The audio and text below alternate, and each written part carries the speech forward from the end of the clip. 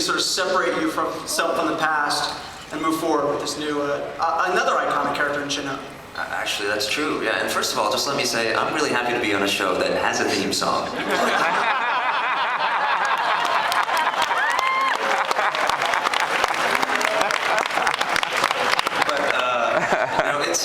It's been a transition for me. You know, I've lived with Jin for 6 years, and he's become a really large part of my life. And I used to hear actors talk about characters that way, and I thought, well, you know, you should just be able to kind of take him on and off like a coat. But you know, it got to the point with me that I cared so much about the character and the show that it wasn't something that I could just, you know, forget about the day after we stopped shooting.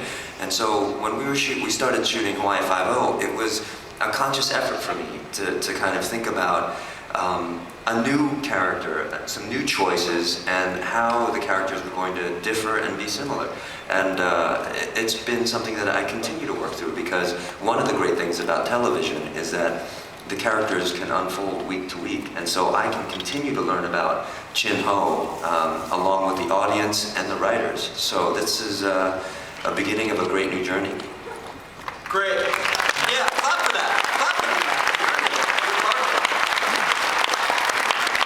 Grace, same question to you. Boomer, Sharon, beloved character, and so how do you sort of turn the page and then for Conan?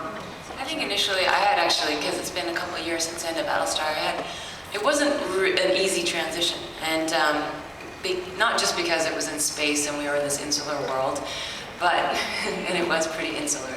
But the experience I had on that show was, it was amazing. The people that were involved, not just creatively in terms of story and, I don't know, directing or art direction and acting, but just from focus pullers to gaffers, craft services, like, oh, it was amazing. So I thought every show was like this. It's like, great, I'll go to the next one. It's like, why aren't you guys being the same? I don't get it. So it was, that was pretty hard. But when you spoke of transitioning out of, I've already forgotten what you said. We took the red eye. I'm sorry, is that an excuse? But there was, and if you haven't seen the end of Battlestar, I'm going to say, well, yeah, you got, if you haven't seen it by now, it doesn't matter. Can I say it? When Boomer died, I'm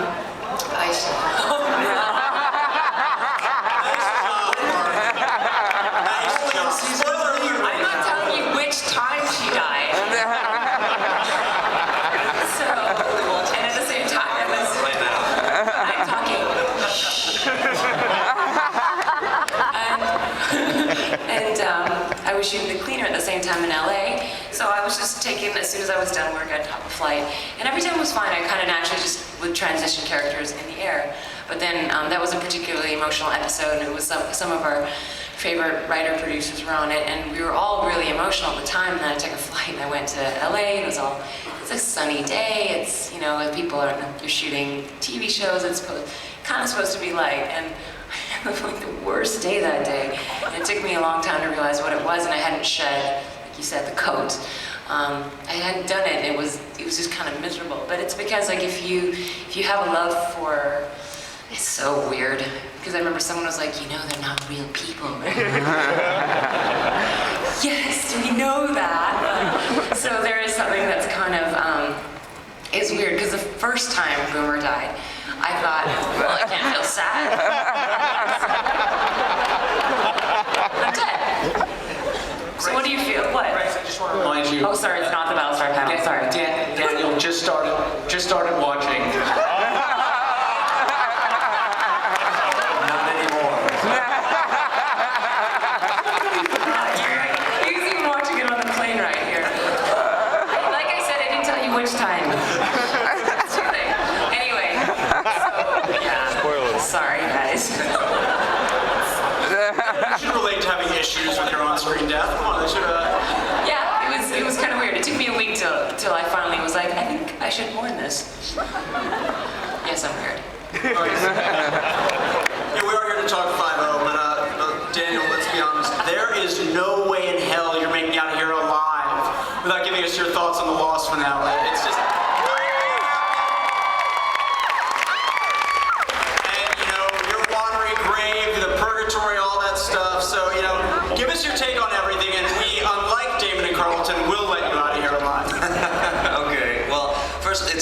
nice to be able to talk about Lost without feeling like there's a muzzle that's about to be put around my mouth. I actually, I did some interviews before the finale came out, and I always said that I was satisfied with it, because to me, as much as the science fiction elements of Lost were interesting, I thought the heart of Lost were the characters and the emotional journeys of the characters and the redemption that they were looking for. And so when they found a resting place in the finale and they found a place of peace with one another and in themselves, that was really the moment that I was looking for. And as a result, I was pretty satisfied. And as far as Jin and Sun go, not that I want to compare, what we do to Shakespeare, but I felt like the two of them were bound to have a tragic ending, because they'd gone through so many ups and downs, and there was something beautiful and poetic about the fact that they gave up their lives for one another in the end, and that's the ultimate sacrifice.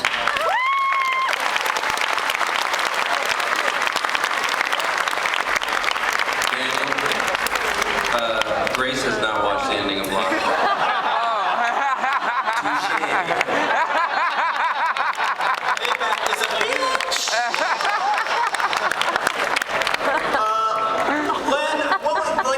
And when you guys see the full pilot, you'll see what I'm talking about. It is an epic in scope. And I'm curious about what was the most grueling aspect of doing the pilot for it. I'm not sure if grueling is the right word, but I mean, was it getting the chemistry right between the characters, or was it these big, huge action scenes we see? I think out of the 16-day schedule, 15 of them were grueling. I think it was really the speed at which everything had to be done. So I thought I haven't done television before, so I thought, okay, I'm going to put my mindset into, I'm going to shoot more television speed, or whatever that is. Kind of get into a television, schedule, and I don't know what that is. You shoot in a certain way. So what it ended up being for me is just more stressful, because it's just I'm shooting the same way. It's just I've got to do it really, really fast,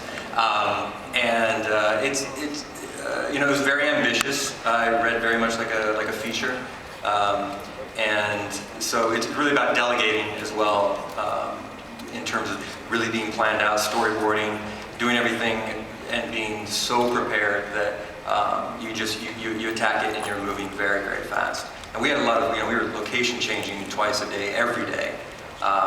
So that was the biggest challenge. The action, once it's actually going, is quite fun and fairly straightforward if all the pieces are coming together and you've got a lot of professionals.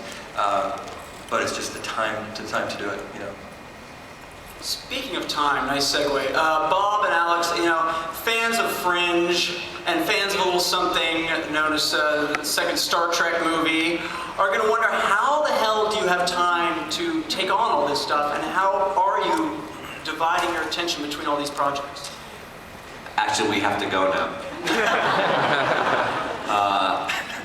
Part of it is that we've been a team a long time, and so we love the idea of attacking every project like you're in a band, and that means finding great partners.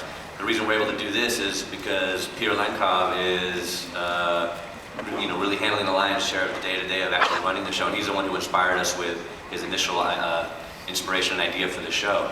So we love teaming up. Obviously there's two of us, and because we started in television you're always, you're breaking one story, you are writing one, you are in the middle of shooting one, and then you're editing one and putting music on it. So from early on, we learned kind of how to multitask, and the fact that there's two of us, it's just very, kind of as Len was saying, you got to plan.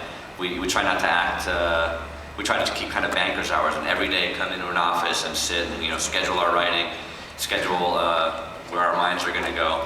And actually, sometimes when you're working on multiple things at once, it's nice because you switch from one thing to the other, and you get a little perspective on what you've left behind when you come back to it.